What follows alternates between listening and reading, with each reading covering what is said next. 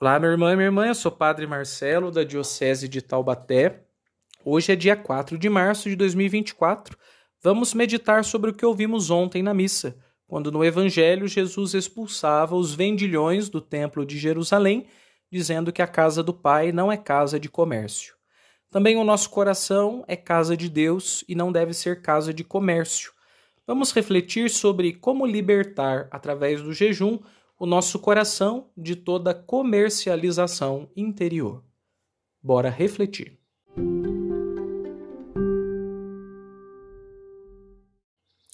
Eu começaria dizendo que nós temos dois comércios que nós podemos fazer no nosso coração, que é o comércio com os bens materiais e o comércio com os bens espirituais.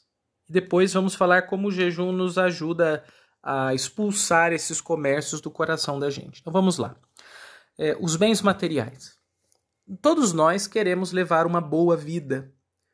E faz parte do conceito de boa vida que a gente tenha recursos para poder viver. Que a gente tenha uma coisa, não só algo para comer, mas algo bom para comer. Que a gente tenha não só uma casa, uma habitação, mas uma boa habitação para chamar de lar, e assim vai. Não é um problema nós querermos ter bons recursos. O problema é quando esses recursos eles se tornam fins em si mesmos. Isso pode acontecer desde a minha função no meu trabalho, mas pode acontecer também com coisas muito concretas, como, por exemplo, um carro, ou uma certa decoração de casa, ou algum objeto de desejo, como livros ou vasos de flor, ou cada um tem lá as suas manias, os seus estilos, né? Onde está o problema? Quando os bens materiais que deveriam ser meios para nós vivermos bem, e sobretudo como cristãos, para viver a nossa vida cristã, vão se tornar fins. E a gente começa a buscar o carro pelo carro, a roupa pela roupa, a casa pela casa, e perde perspectivas de coisas maiores, né? Em última instância, o reino de Deus, mas também às vezes atrapalhando o casamento, a relação de pais e filhos, até o trato entre irmãos, irmãos de fé. Tudo por quê? Porque quando um meio se torna fim, ele se torna altamente destrutivo.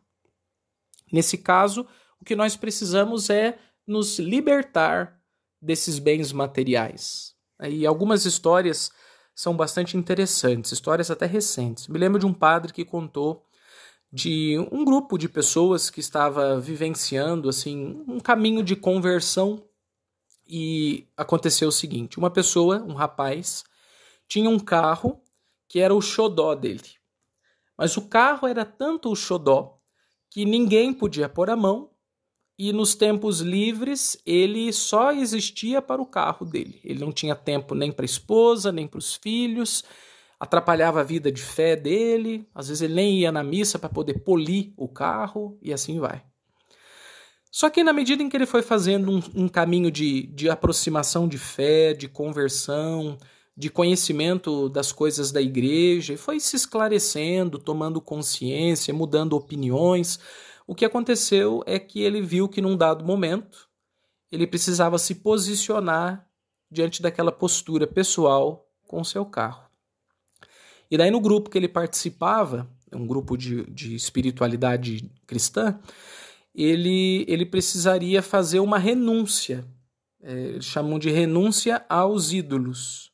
E ele precisava tirar da vida dele alguma coisa concreta que estava atrapalhando ele de seguir melhor como cristão. E qual foi a conclusão dele? O que o atrapalhava? O carro. O que ele fez? Ele vendeu o carro. Eu não me lembro de como que termina essa história, mas do que eu me lembro, assim, ele deve ter comprado um outro carro, mais simples, que exigisse menos dele aquele luxo todo com os bens materiais e um esquecimento da sua vida de fé, da sua família e das pessoas que ele amava. Ele precisou se desfazer daquele bem para poder seguir bem. O que ele fez? Ele expulsou do coração dele um vendilhão.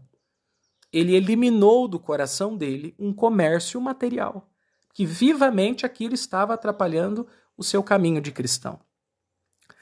Uma outra situação até mais assim extrema foi quando um rapaz desse mesmo grupo tinha um determinado terreno, parece que era um sítio, uma coisa assim, e aquele terreno só dava problema para todos os da família. O que ele percebeu? Que aquele terreno era um ídolo, que ele era um lugar de conflito, de confusão. Então o que ele fez? Ele vendeu o terreno. Agora, mais ainda, ele não só vendeu, como ele pegou todo o dinheiro e distribuiu às pessoas pobres. Não ficou com um centavo. A pessoa tem que ser muito livre para fazer isso. Mas por que ele fez isso? Tem uma razão.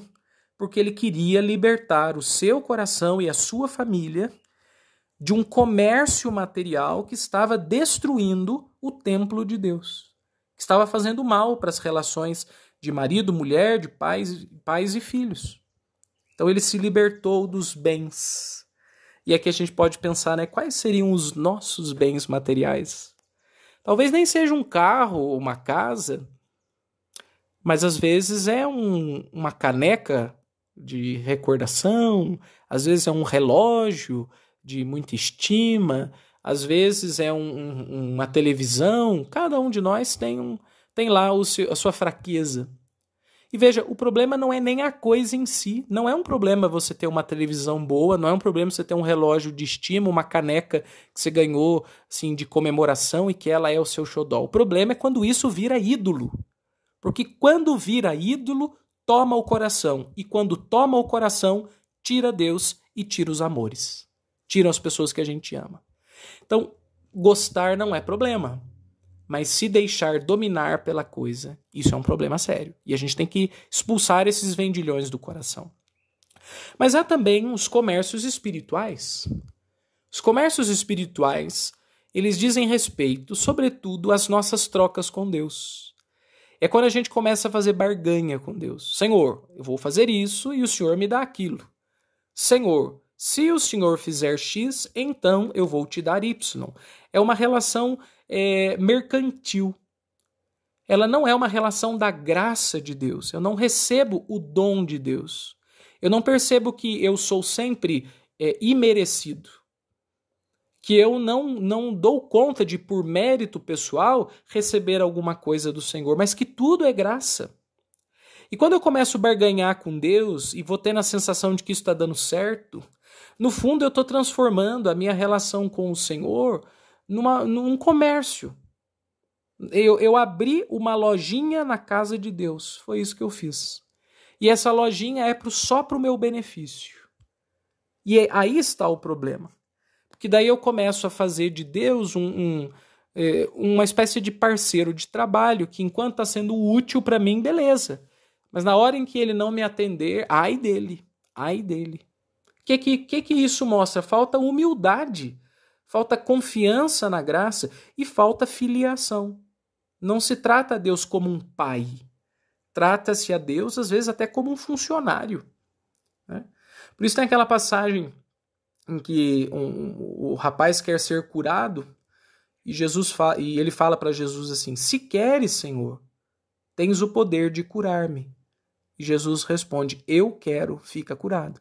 Veja como é que ele começa a fala dele, o rapaz. Se queres, ele deixa o senhorio, o poder, a decisão na mão de Jesus. Ele não diz para Jesus, tu deves me curar. O Senhor é obrigado a me salvar. Ele põe nas mãos de Deus. Senhor, eu sei que o Senhor pode tudo. Eu sei que o Senhor tem poder sobre todas as forças do mal. E eu sei que se o Senhor quiser, eu vou ficar livre. Mas eu deixo nas suas mãos, para que o Senhor decida. Isto é liberdade espiritual, gente. O resto é comércio. Eu me lembro uma vez que me contaram de um líder religioso X que dizia assim para os seus fiéis, você tem que obrigar a Deus a dar o que você pede. Ele é o seu pai e o pai é obrigado a te dar. Olha para você ver o que ele está fazendo. Ele está fazendo birra. Isso é uma birra psicológica, é uma infância, uma imaturidade humana sendo transposta para a oração. Ele está tratando Deus como uma criança birrenta.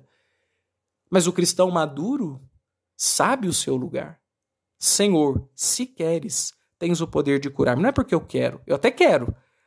mas eu coloco nas tuas mãos. E com isso eu expulso do meu coração toda barganha, todo mercadinho de espiritualidade. Coração não é para ser mercadinho de espiritualidade. E daí eu chego no segundo ponto. O jejum pode nos ajudar a nos libertar dos comércios materiais e espirituais do coração. E ele pode ajudar pelo menos por 3 razões. Primeiro, porque o jejum desapega. Segundo, porque ele readequa. E terceiro, porque ele recomeça. Então vamos lá, ele desapega. Jejuar significa diminuir, né? Diminuir uma certa quantia, sobretudo de alimento.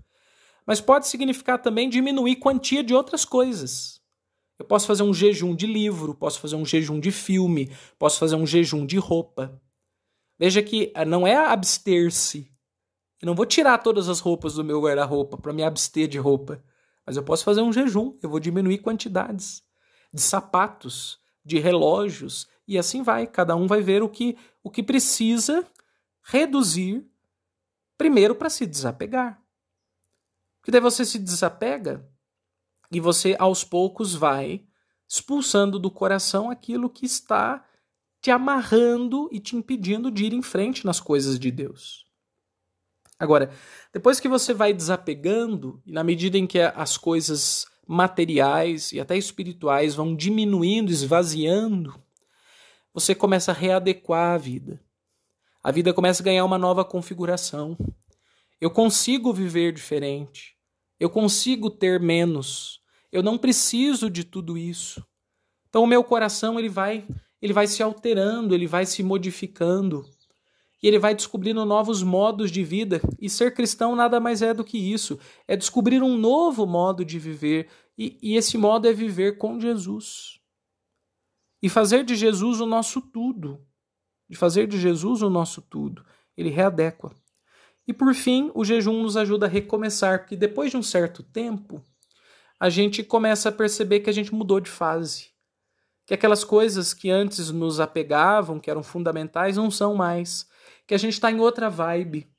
E nessa hora, então, a gente pode começar uma vida completamente nova. Ora, eu dou 2 sugestões muito práticas. Comece por diminuir aquelas coisas que te apegam. E se encaminhe para, em algumas situações, uma renúncia total. Alguns jejuns devem ser começados e nunca mais terminados. Algumas renúncias devem ser feitas não só por alguns dias ou meses, mas para sempre. O que será que está tomando conta do seu coração? Quais os ídolos estão dominando sua vida? Que coisas materiais e até pretensamente espirituais estão comercializando o seu coração e tirando dele a presença de Deus? Reflita, para que o seu coração seja mais livre e Deus tenha mais acesso à sua alma.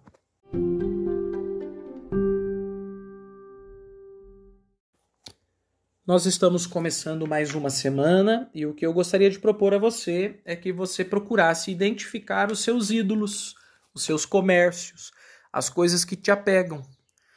E na medida em que você for identificando, comece a refletir sobre o lugar que elas te ocupam, quais os pontos negativos elas te trazem, e faça um plano de desapego. Talvez a primeira coisa seja tomar consciência do que me prende. A segunda coisa é começar a jejuar, ou seja, diminuir quantias e rotinas daquilo. E o ponto alto é a libertação, que é quando eu vou me desapegar totalmente. Faça um caminho, mas não deixe que o seu coração seja um comércio, atrapalhando o amor de Deus. Te desejo uma excelente semana e até a próxima com mais um Ontem na Missa. Até logo, pessoal!